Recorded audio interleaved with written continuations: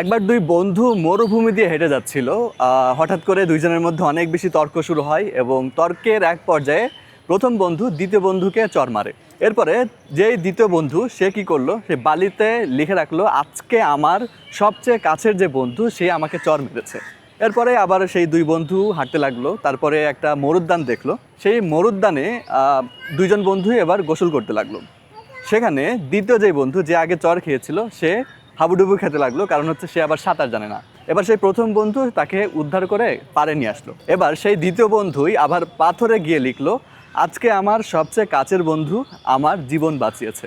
এটা দেখে সেই প্রথম বন্ধু এবার বলল যে আমি যখন তোমাকে চর মেরেছি তখন তুমি বালিতে লিখে রাখলে যে আজকে আমার অনেক কাছের বন্ধু আমাকে চর মেরেছে, কিন্তু আমি যখন তোমার জীবন বাঁচালাম তুমি কেন আবার পাথরে গিয়ে লিখলে আমার সবচেয়ে কাছের বন্ধু আমার জীবন বাঁচিয়েছে।